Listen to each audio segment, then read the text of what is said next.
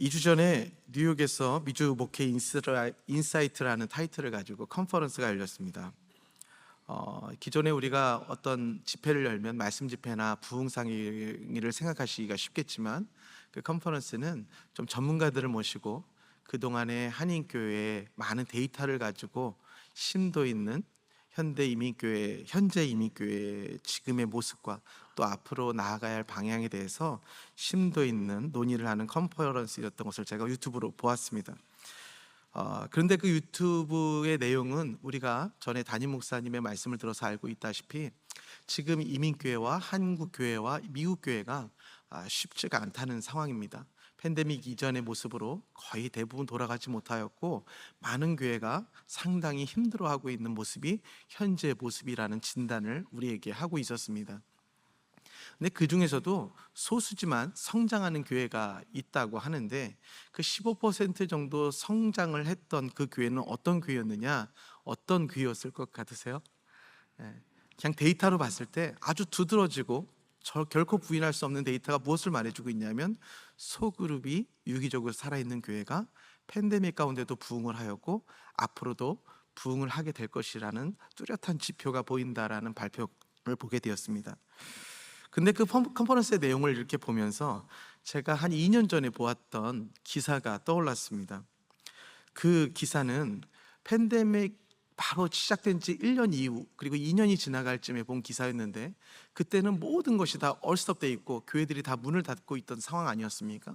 근데 그런 상황에 신자가 늘었다는 종교가 있다는 것입니다. 그래서 그 기사에 나온 그 종교, 팬데믹 중간을 지나고 있는데도 신자가 오히려 2만 명이나 늘고 있다라고 했던 그 종교가 무엇인지 아시나요? 신천지였습니다.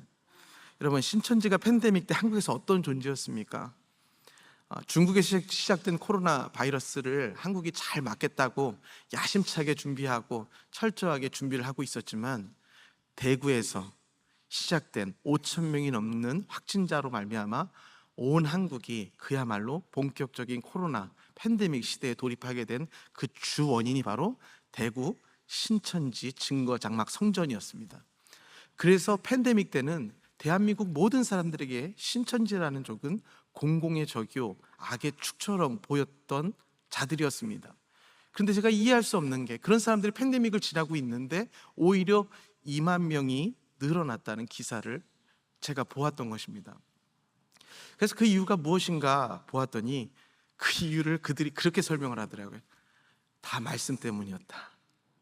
팬데믹 때 사람들이 말씀을 궁금해 했는데 우리가 온라인으로 말씀 선교를 열심히 하다 보니 그 온라인을 통해서 그 사람들이 참된 진리의 말씀을 깨닫고 우리들에게 돌아온 자들이다 라고 자랑을 하였다고 합니다.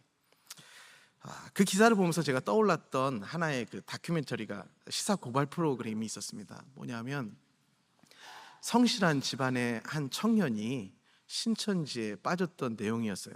그 청년은 여자 청년입니다.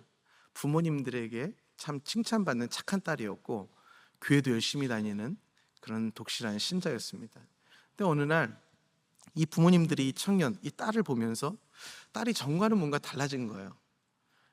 집 안에 있는 시간도 굉장히 줄어들기 시작하고, 부모님을 대하는 태도나 그 아이가 열심히 하던 모든 일들에 다 뭔가 좋지 않은 변화들이 일어나는 걸 보면서 좀 이상하다 하면서 계속해서 딸을 보던 가운데 이 아이가 신천지에 나가고 있다는 것을 알게 됩니다.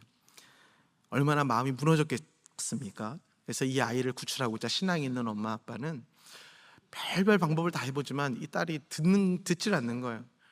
그래서 사람들에게 물어보니 그 신천지에 간 사람들만을 전문적으로 상담하여서 그 신천지를 알려주고 그들을 빼오게 도와주는 상담소가 있다고 해서 그 상담소에 이 아이를 데려가야 하는데, 이 아이가 가겠습니까? 가지 않죠.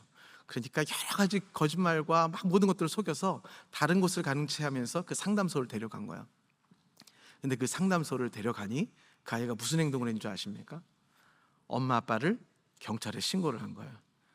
그러면서 뭐라고 신고를 하냐면, 이 엄마 아빠가 나를 감금하고 나에게 위해를 가하고 있으니 나를 격리시켜달라 하면서 경찰의 도움을 받아서 그곳을 빠져나오는 모습을 보게 되었습니다. 어떻게 이런 일이 가능할까? 사랑받던 한 딸이 이단이라는 신천지에 빠져서 결국에는 그곳의 교리를 받아들임으로 말미암아 엄마 아빠까지도 경찰에 신고하는 것을 부끄럽지 않아 하는 이 모습. 근데 사실 그 교리를 보면 이런 내용이 있습니다.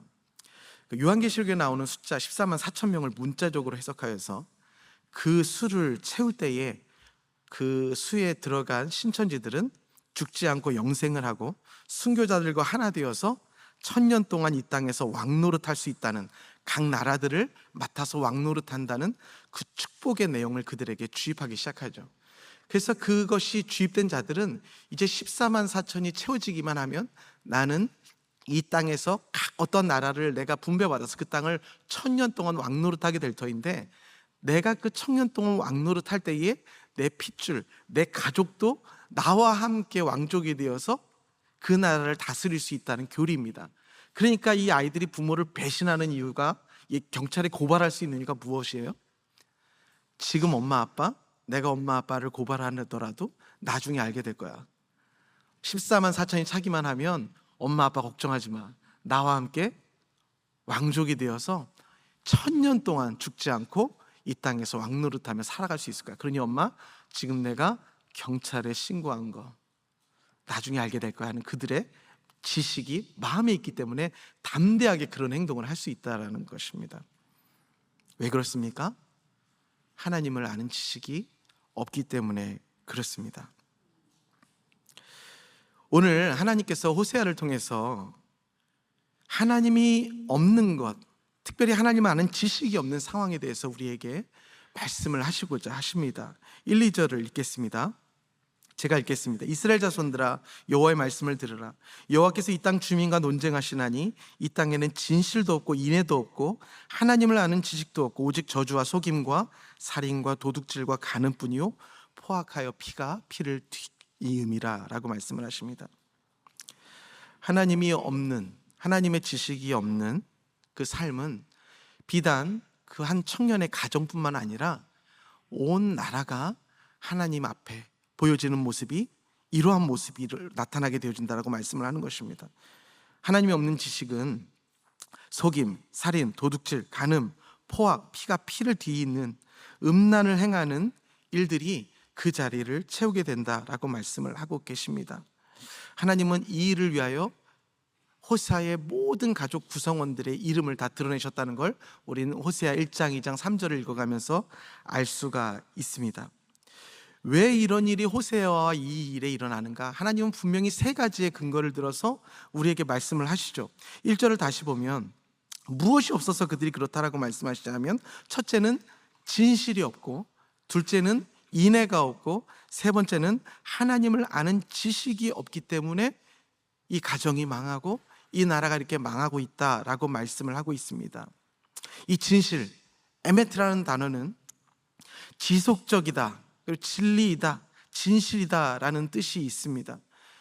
이 단어를 표현하기 위해 하나님께서 말씀하시고자 하는 것은, 하나님이 너희를 이렇게 지속적으로 진실하게 성실하게 너희를 사랑하시는 그 사랑을 너희들이 잃어버렸다라고 말씀하시기 위함입니다. 그리고 두 번째, 인애, 우리가 알고 있는 헤세드입니다. 헤세드는 무엇입니까? 자격 없고 조건 없고 마땅히 죽어야 할 자를 하나님께서 조건 없이 무한한 사랑으로 그 사람을 품어주시고 자녀 삼아주신 하나님의 그 은혜를 말하는 것입니다. 이 진실과 인애를 하나님께서 말씀을 하시는데, 여러분, 이 진실과 인애라는 단어가 제가 설명을 드렸다시피 우리가 머리로 알 수 있는 단어입니까? 진실, 지속적이고 진실하고 성실하다는 그 진실, 에메트라는 단어를 우리가 머리로 이해할 수 있는 단어입니까?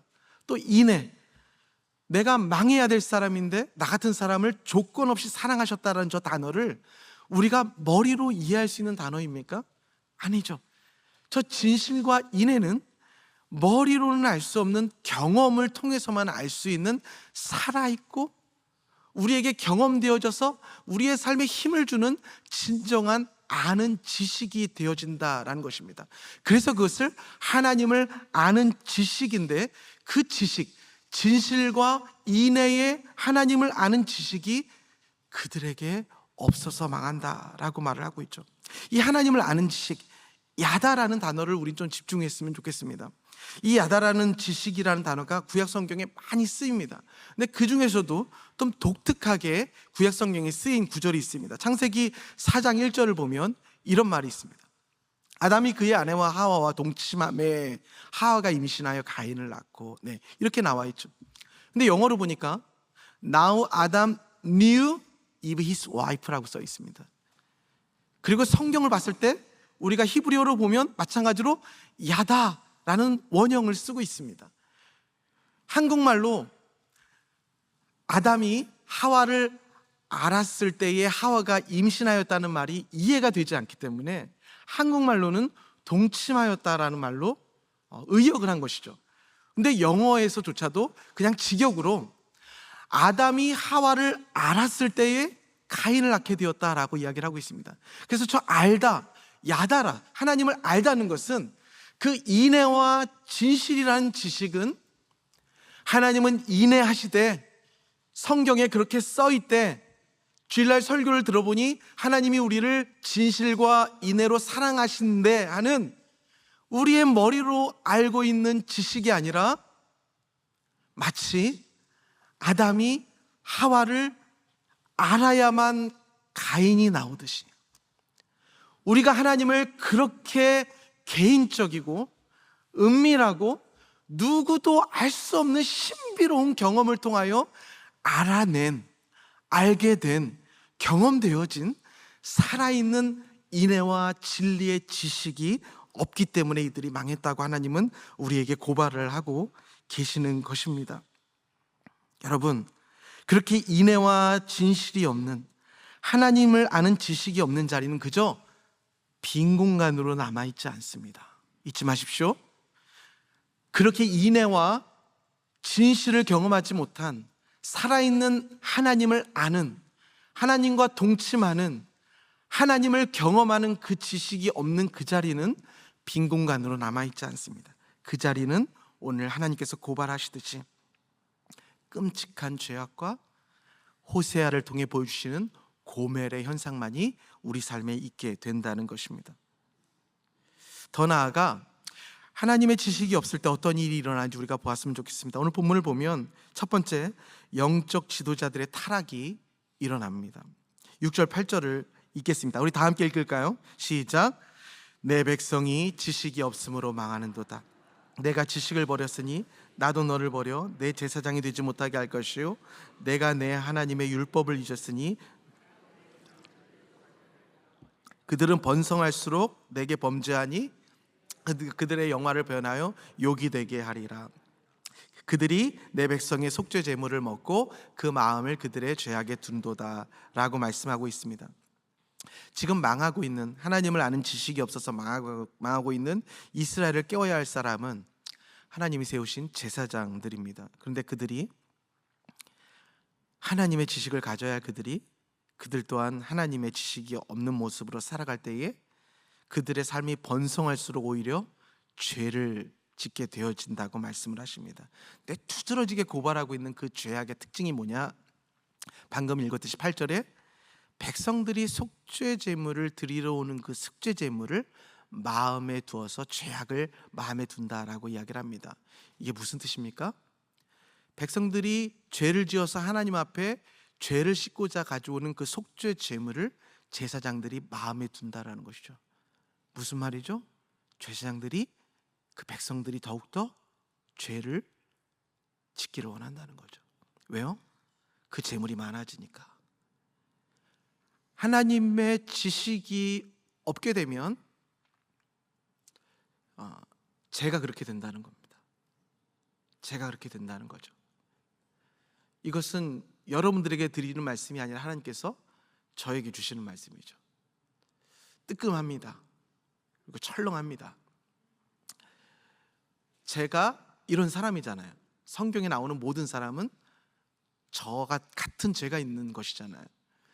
그래서 하나님의 아는 지식을 잃어버리면 저도 언젠가 성도들이 무슨 짓을 지어더라도 헌금만 많이 하면, 11조만 많이 하면, 세상에 많은 성원 영혼들을 죄로 이끄는 것을 하여서 돈을 번 돈이라도 교회에 11조를 많이 하면 그 백성을 좋아하고 기대하는 모습이 제가 될 수 있다라고 오늘 말씀하십니다. 그래서 회개를 합니다. 회개를 하려고 하니 떠오르는 생각이 있었습니다. 저는 군대 신병교육대 때 컬링을 받았습니다. 그래서 제대한 이후에 바로 음악을 하려던 삶에서 신학교를 들어갔습니다. 그래서 그때부터 전도사 사역을 시작하는데, 하나님께서 저에게 첫 사역지를 주실 때 11조를 하는 마음으로 드리겠다는 그 순수한 마음으로 기도를 했습니다. 하나님, 재지 않고 연락 오는 데를 가겠습니다. 하나님, 그 기도를 들으실까요, 안 들으실까요? 그런 기도는 너무 잘 들으세요. 진짜 제가 원하는 기도를 안 들어주시고, 어느 날 전화가 왔습니다. 그분은 제가 중학교 때 담당 전도사셨어요. 근데 제가 신학교를 갔다는 소리를 듣고 아직 학부였는데도 불구하고 전화를 하신 거예요. 너 신학교 갔다며? 네. 너 우리 교회 와서 사역해라. 제가 기도한 대로 이루어졌어요. 목사님, 교회가 어디셨죠? 울산이야. 학교 사당동에서 학교를 다니고, 그 교회가 집이 경기도 하남시에 있는데, 울산이야. 전 학교를 다니고 있었거든요. 근데 제가 기도했잖아요. 가야죠. 그래서 갔습니다. 그래서 금요일날 수업을 마치고 강남 고속버스 터미널 가서 버스를 타고 울산 터미널을 떨어지면 5시간 반 정도 걸리고요. 안 막혔을 때에, 그리고 거기서 또 버스를 타고 교회까지 들어가면 보통 6시간 반이 걸렸습니다.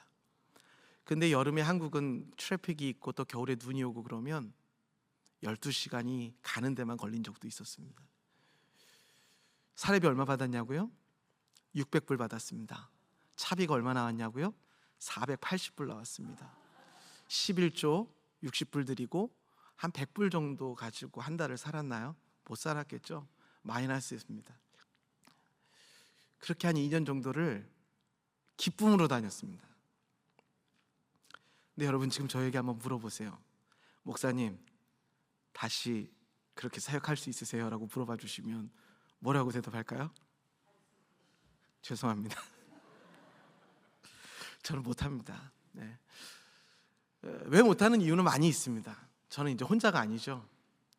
하나님이 기뻐하시는 대로 행해야 하는데, 제가 지금 또 그 사역을 하는 것이 과연 하나님의 기쁨이 되는가 하는 생각을 해봐야 될 것 같습니다. 그럼에도 불구하고 하나님 앞에 회개하며 감사하는 것은 아직까지는 이 마음이 있더라고요.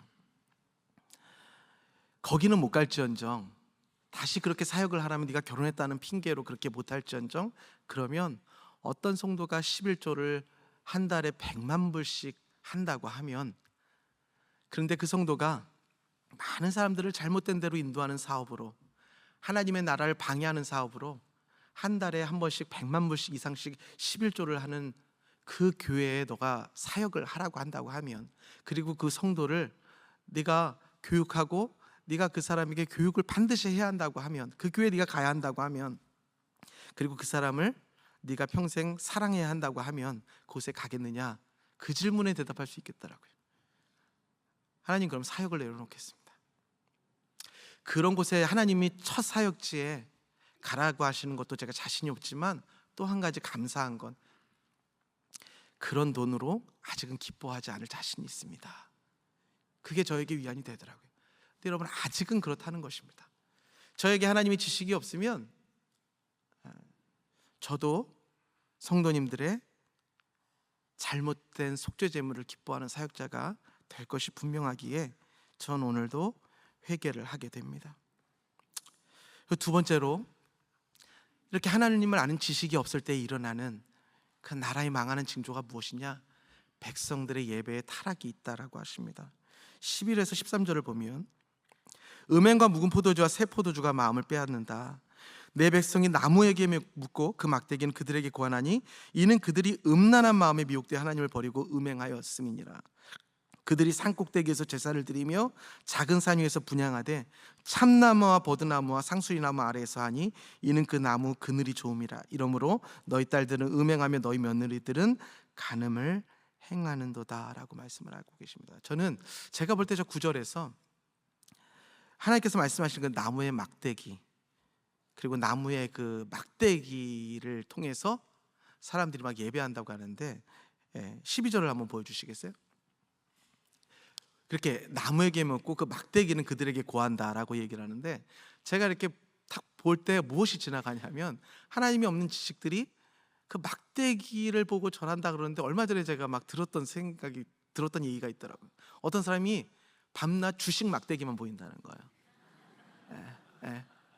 주식 막대기만 보인다는 거예요. 그래서 그게 떠오르더라고요. 모르겠어요, 여러분. 왜 이런 생각이 드는지 모르겠는데, 내 백성이 없는 사람들은 그 나무와 막대기만에게 고한다. 나의 삶을 고한다. 내가 어떻게 살아야 할지, 내가 행복할 수 있을지를 그 막대기만 바라보면서 고한다. 그들의 예배가 그렇게 쓸모없는 나무와 막대기를 향해서 그들의 시선이 고정되어 있다라고 말씀하십니다. 13절에 보니까 더 구체적으로 이렇게 말씀을 하시죠.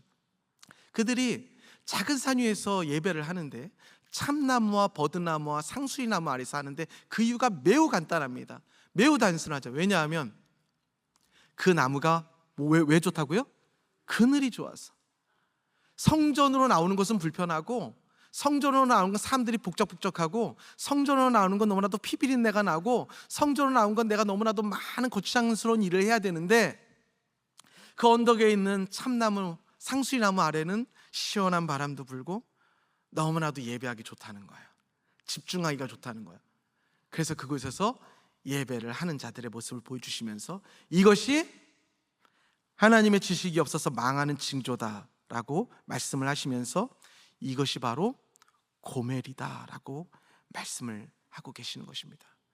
여러분, 우리에게 이러한 징조가 나타나지 않기를 소망합니다. 저에게 또한 이런 징조가 나타나지 않기를 소망합니다. 여러분들에게도 이러한 예배의 타락의 징조가 나타나지 않기를 예수 그리스도의 이름으로 간절히 강권드립니다. 그렇다면 이렇게 망하고 있는 자들에게서 유일하게 살 수 있는 소망이 무엇인가? 하나님께서는 호세아를 통해서 우리에게 말씀을 하고 계시는 것이죠. 세 번째, 바로 그것은 하나님을 아는 지식밖에 없다고 하시는 것입니다. 우리가 전에 읽었던 호세아 1장 2절을 한번 읽겠습니다. 여호와께서 처음 호세아에게 말씀하실 때에 여호와께서 호세아에게 이르시되, 너는 가서 음란한 여자를 맞이하여 음란한 자식들을 낳으라. 이 나라가 여호와를 떠나 크게 음란함이라 하십니다. 여러분, 호세아는 계속해서 하나님께서 꾸짖으실 때 뭐라고 말씀을 하시냐면, 이 백성이, 이 나라가, 이 제사장들이 하나님을 아는 지식이 없어서 이렇게 망해간다라고 말씀을 하시는데, 그래서 그 말씀을 하시기 위한, 하나님의 아는 지식을 위하여 말씀을 하시기 위한 근거로, 그 배경으로 호세아에게 어떠한 것을 보여주시고 살게 하신 거냐 하면, 바로 이 간음한 아내에게 가서 장가들라는 거예요. 한 번이 아니에요. 수도 없이 계속해서 데려오면 나가고 데려오면 나가고, 그래서 태어난 아이들의 이름마저도 하나님께서 저주하실 수밖에 없는 아이들을 또 가서 낳으라는 거예요. 여러분, 이것이 무슨 지식과 무슨 상관이 있습니까? 적어도 우리가 지식에 대하여 접근을 한다고 하면 무엇과 무엇을 서로 연결할 수 있는 객관적이고 순차적인 논리가 있어야 하는 것 아닙니까? 그런데 이렇게 막장 드라마를 통해서 하나님을 아는 지식을 우리에게 보이신다니요. 어떻게 여기서 지식을 끄집어낼 수 있습니까?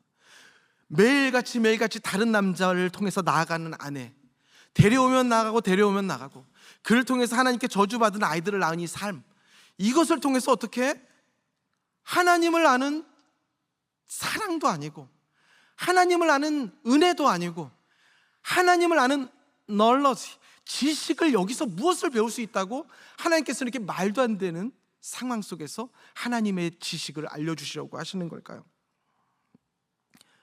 이런 상황 속에서 여러분들에게 하나님께서 물으신다면, 네 아내가 고멜이다, 네 남편이 고멜이다, 너의 자녀들의 이름이 다 저주받은 이름이다, 여기서 하나님을 아는 지식을 내가 경험할 수 있겠니라고 말하면, 저와 여러분들은 하나님께 뭐라고 대답할 수밖에 없을까요?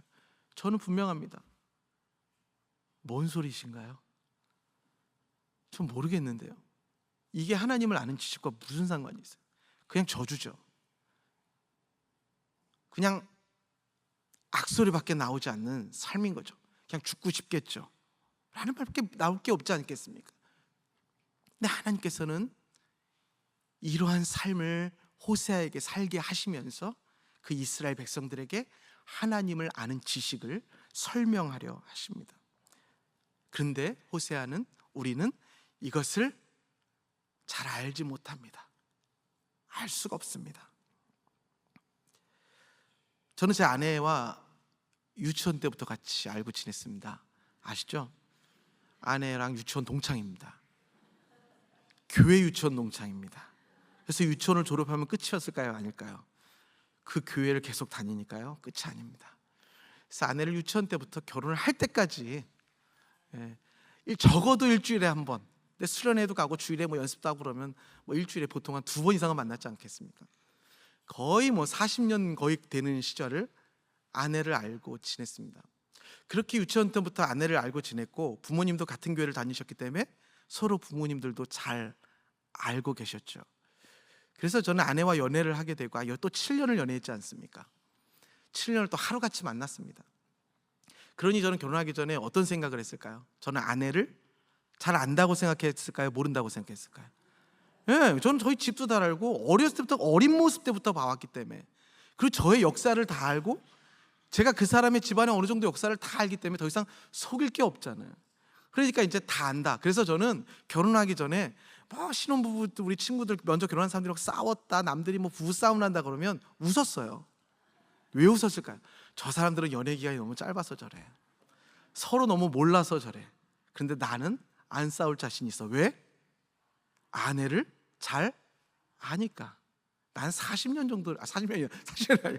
그때 당시 이제 29살 정도 되었으니까 내가 거의 20 뭐 몇 년을 내가 아내를 알고 지내왔으니까, 저는 이제 싸울 일이 없다라고 생각했죠. 어떻게 됐을까요?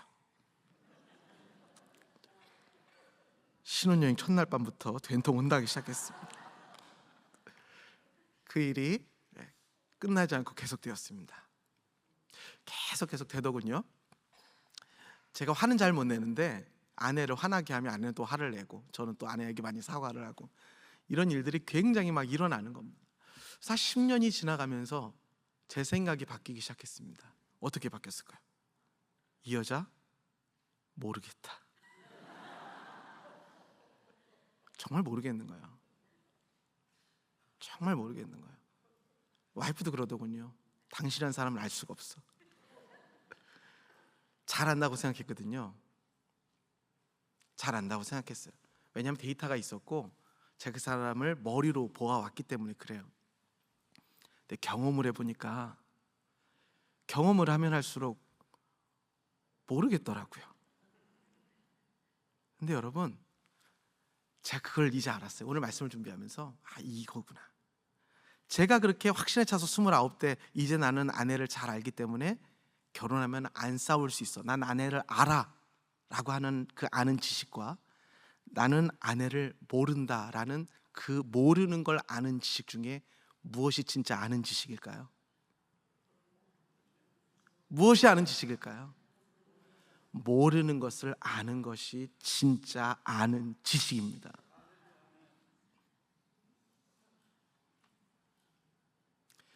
모르는 것을 아는 것이 진짜 아는 지식입니다.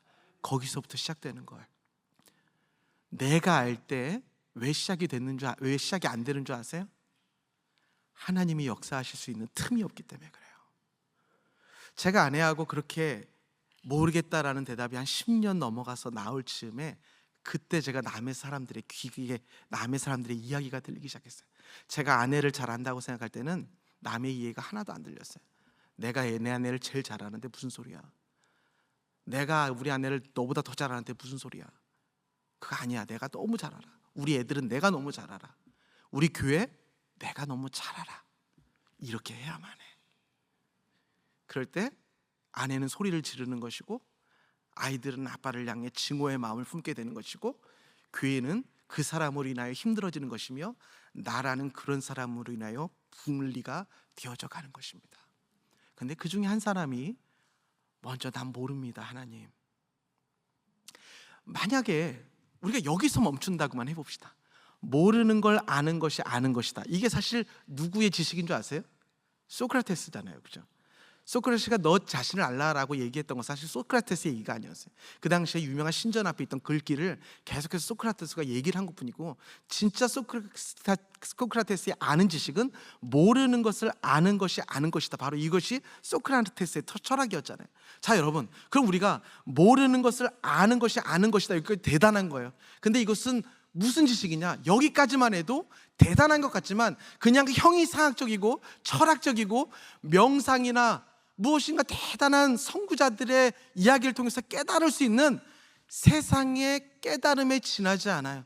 그런데 모르는 것을 아는 것이 아는 것인데 왜 그것이 신앙에 있어서 굉장히 중요하냐면, 내가 모르는 것을 알 때 하나님이 그곳에서 기다리고 계셨다는 것을 보게 된다는 거예요.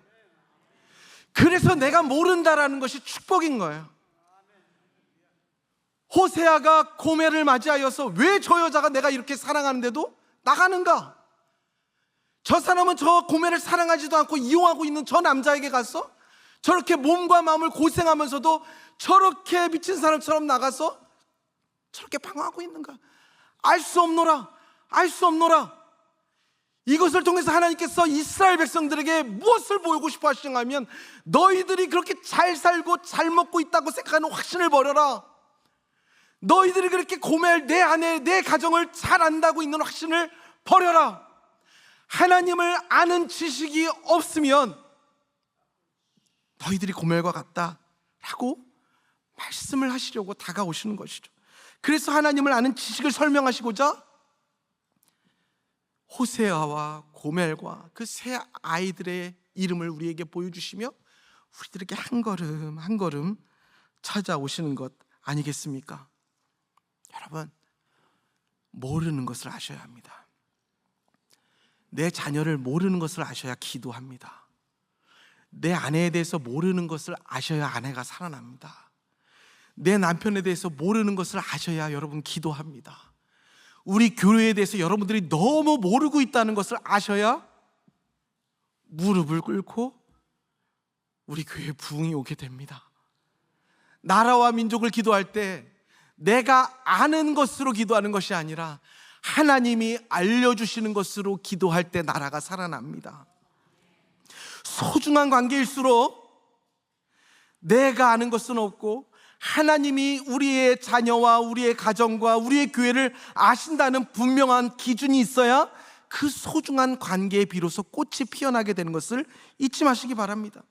나의 지식이 관계를 어그러뜨립니다. 여러분, 하나님을 아는 지식에 대하여 좀 더 본격적으로 들어갔으면 좋겠습니다. 우리가 어제 본문이었는데요, 함께 읽었으면 좋겠습니다. 좀 빨리빨리 넘겨주셨으면 좋겠고요. 우리 성도님들에 맞춰서 다 함께 읽겠습니다. 시작. 여호와께서 내게 이스라엘 자손이 다른 신을 섬기고도 건포보도 화자를 즐길지라도 여호와가 그들을 사랑하시나니 너는 또 가서 타인의 사랑을 받아 음녀가 된 그 여자를 사랑하라 하시기로 내가 은 15개와 보리 한 호멜반으로 나를 위하여 그를 사고 그에게 이르기를 너는 많은 날 동안 나와 함께 지내고 음행하지 말며 다른 남자를 따르지 말라. 나도 내게 그리하리라 하였노라. 1절 다시 보여주시겠어요? 하나님을 아는 그 지식이 이거라는 거예요. 그렇게 이스라엘 자손이 다른 신을 섬기고 건포도 과자를 즐길지라도 그래도 여호와가 어떻게 하신다고요? 그들을 사랑하신다. 그래서 너는 그것, 하나님의 그 지식을 알기 위하여 타인의 사랑을 받아 음녀가 된 그 고멜을 사랑해라. 이 지식을 알려주기로 한다. 2절. 그것으로 충분하지 않을 거야. 그 여자를 붙들고 있는 자는 굉장히 포악하고 힘이 있고 어쩌면 많은 힘이 있는 사람일 수 있기 때문에 그를 데려오려면 오히려 그렇게 많은 희생 제물이 필요할 수도 있어. 너에게 있는 것들을 다 줘서 그 여자를 또 데려와. 3절. 그러면서 다시 한번 부탁하겠니? 이제 좀 나와 많은 날 동안 함께 지내줄 수 있겠니? 내가 그랬듯이 나도 너에게 그렇게 하겠다. 호세아야, 이제 네가 하나님을, 나를 좀 아니? 여러분, 호세아와 고멜 중에 누가 누구에게 쩔쩔매야 하는 상황입니까? 고멜이 호세아에게 쩔쩔매야죠. 그리고 고멜이 잘못됐다고 호세아에게 많은 돈을 갖다 줘야죠. 그런데 왜 호세아가 그 고멜한테 쩔쩔매면서 매일 나가는 그 여자를 있는 것을 다 갖다 바치면서 그 여자를 데리고 오고, 왜 그 여자에게 쩔쩔매면서 제발 나와, 조금이라도 더 나와 함께 해주겠니라며 쩔쩔매며 사정을 해야 합니까? 왜 그래야 합니까? 하나님이 우리를 향해 그렇게 하고 계시기 때문이라고 말씀하시는 거예요. 그 지식을 잃어버린 자들은 소망이 없다는 거예요. 내가 아는 지식으로 우리의 가정을 힘들게 하고 있다는 걸 좀 알라는 거예요. 제발 좀 내가 아는 지식으로 교회를 허물지 말라는 거예요. 나의 확신으로 나라와 민족을 갈라놓지 말라는 거예요. 하나님이 이렇게 쩔쩔매는 사랑으로 우리를 살리셨잖아요. 여러분들 교회를 향해서 쩔쩔매는 사랑이 있으세요? 혹시 내가 한마디 잘못해서 교회가 힘들어질까 봐 내가 하고 싶은 말을 꾹 참고 있는 그 쩔쩔매를 경험한 적이 있으세요? 여러분들 자녀를 향해 쩔쩔매고 계세요? 그럼 잘하시고 계시는 거예요. 그런데 자녀를 향해 이래야지 저래야지, 왜 못했어, 왜 안 했어, 왜 배우자를 향해서 내가 그럴 줄 알았어, 내가 당신을 알아. 뭘 알아요? 그 지식으로 누구를 살릴 수 있겠어요? 다 죽이는 거죠. 다 죽이는 거죠. 다 죽이는 거라고요. 하나님을 아는 지식이 바로 이거예요. 집 나간 아내를 쩔쩔매면서 있는 걸 다 갖다 주고 또 데려오고 또 데려오고, 쩔쩔매면서 한 번만 제발 한 번만, 제발 한 번만 이 쩔쩔매는 하나님의 사랑을 알라는 거예요. 이렇게 너희들도 살아가라는 거예요.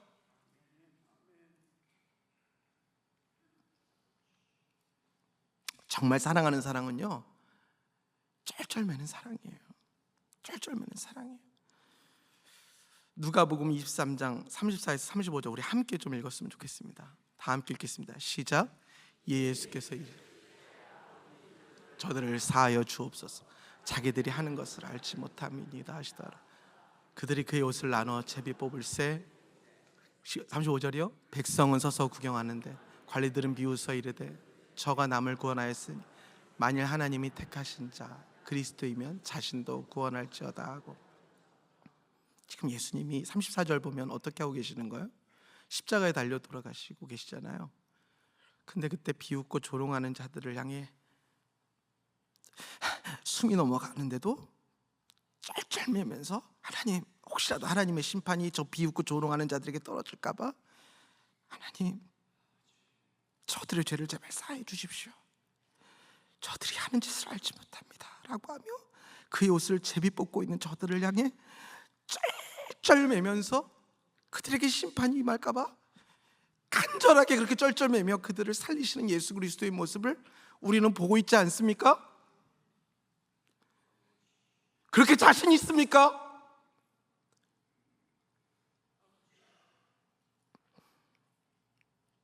여러분, 오히려 그런 자들은 누구에게 쩔쩔매는 줄 아세요? 사단에게 쩔쩔맵니다. 돈에게 쩔쩔맵니다. 나의 상처에 쩔쩔맵니다. 그런데 내가 편한 사람들에게는 확신에 차서 자신의 지식을 자랑하고 자신의 지식으로 사람을 평가하며 그 사람을 옥에 가두는 일을 우리는 하고 있는 것이죠. 여러분, 우리가 진짜 쩔쩔매고 담대해야 될 것은 사단인 줄 믿습니다. 우리가 담대해야 하는 것은 이 세상의 유혹인 줄 믿습니다. 우리가 쩔쩔매야 하는 것, 하나님이 우리를 그렇게 사랑하셨듯이 우리가 하나님을 아는 지식으로 우리의 소중한 하나님이 주신 은혜에 대하여 그렇게 하나님의 사랑을 아는 지식으로 살아가야 합니다. 제가 이번 설교를 준비하면서 감명 깊게 읽은 책이 있습니다. 하나님을 아는 지식, Knowing God, 제임스 패커의 책이죠. 1980년대 초에 나와서 지금까지 100만 부 이상이 팔렸고, 많은 자들에게 하나님을 아는 것이 어떤 것인가에 대한 굉장한 인사이트를 주고 있는 책이기도 합니다. 근데 여기서 이 정확한 구조를 우리에게 보여준 책이잖아요. 뭐냐면 첫 번째로는 우리의 삶의 목적, 우리의 삶의 목적이 무엇인가에 대해서 첫 번째, 우리는 무엇을 위해서 지원받았는가? 하나님을 아는 것을 위해 지원받았다라고 이야기를 합니다. 두 번째는 우리는 무엇을 목표를 향해 살아가야 하는가? 그것 또한 하나님을 아는 지식을 위해 살아가야 한다. 근데 어떤 지식이요? 야다의 지식. 이렇게 하나님의 여러분 한 사람을 그렇게 사랑하고 있는 그 지식을 알고 나도 그 사랑으로 다른 사람을 사랑하는 그 지식으로 살아가야 한다는 것이죠. 근데 여러분, 그 knowing God, 하나님을 아는 지식과 반대되는, 구분되어야 되는 게 있다고 이 책에서 얘기하는데, 그게 바로 knowing about God이라는 거죠.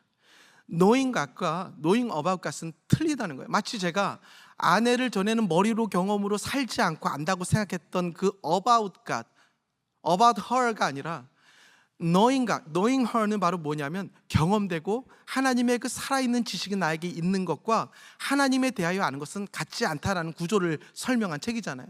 근데 여러분, 제가 이 책을 보면서 하나 더, 그런데 그 knowing about God과 같은 것이 바로 뭐냐면 다른 신들을 아는 것이 하나님에 대하여 아는 것과 같다라는 거예요. 그 다른 저 스몰 G는 뭐냐? 바로 세상의 유혹들이죠. 돈이죠, 유혹이죠, 음란이죠, 그리고 나의 명예죠. 하나님에 대하여 알면 나의 확신으로 다른 신들을 섬길 수밖에 없다는 거예요. 그래서 살아있는 하나님을 아는 그 지식을 우리 가운데 품고 살아가면 우리가 저렇게 other God, 다른 신들에 대하여 담대하게 외칠 수 있다라고 이 책은 설명을 합니다. 그러면서 다니엘의 예를 들어요. 그래서 다니엘의 세 친구를 예를 들면서 하나님을 아는 가진 사람들은 담대하다, 죄에 대하여 담대하다, 세상에 대하여 담대하다, 나의 상처에 대하여 담대하다라고 이야기를 하면서 다니엘의 세 친구를 소개하는데, 제가 너무 그 다니엘의 세 친구의 그 성경 구절을 읽으면서 마음이 막 뜨거워지기 시작했어요. 그래서 여러분, 우리가 하나님을 아는 지식으로 나아가면 어떤 일이 일어나는지 오늘 이 시간 마지막으로 좀 길지만 다니엘의 세 친구의 그 하나님을 아는 지식으로 트라이했던 그 상황 안으로 우리 함께 들어가면서 마지막으로 길지만 성경 구절을 한 목소리를 읽고 오늘 설교를 마쳤으면 좋겠습니다.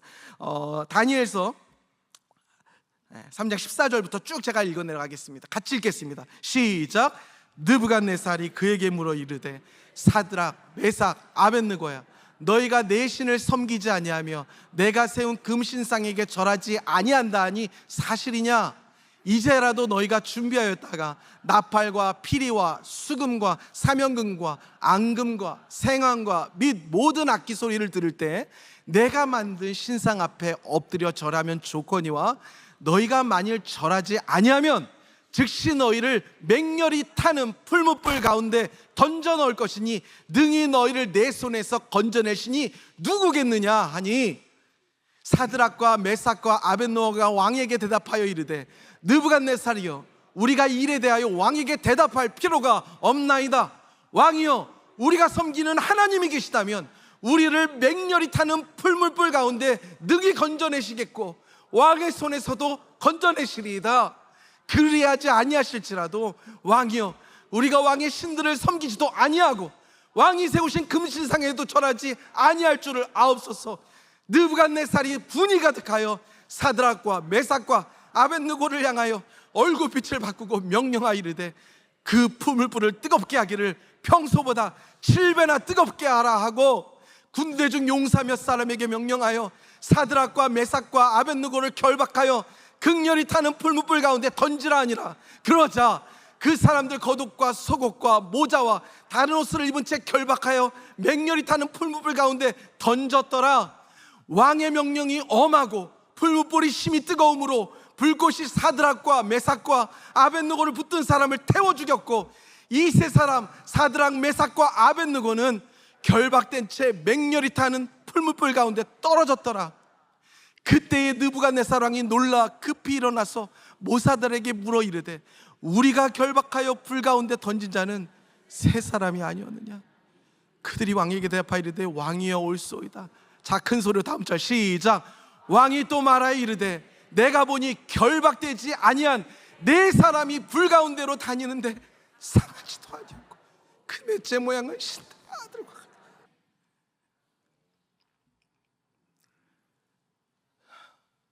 쩔쩔매야 될 때 좀 쩔쩔매시고 담대해야 할 곳에 담대하시기 바랍니다. 여러분들의 상처가 주저주저하고 높은 곳이라고 못 오르게 하는 곳이 있으세요? 하나님이 여러분들을 쩔쩔매며 지금도 사랑하고 계시는 예수 그리스도의 십자가를 바라보세요. 그것이 여러분들의 상처를 덮어주실 것입니다. 여러분들이 잘 알고 있다라고 생각하여서 힘들게 하였던 우리 가정에 주님 저는 아무것도 모릅니다, 하나님을 아는 쩔쩔매는 사랑의 지식이 우리 가정에 회복되어서 우리 가정에 살아나는 놀라운 일이 일어날 줄 믿습니다. 여러분 하루를 살아도 의미 없이 살지 마시고 하루를 살아도 이렇게 살아있는 하나님을 아는 지식을 날마다 깨달으며 살아있는 영생하는 순간순간으로 하루하루를 보내시기를 주님의 이름으로 축원드립니다.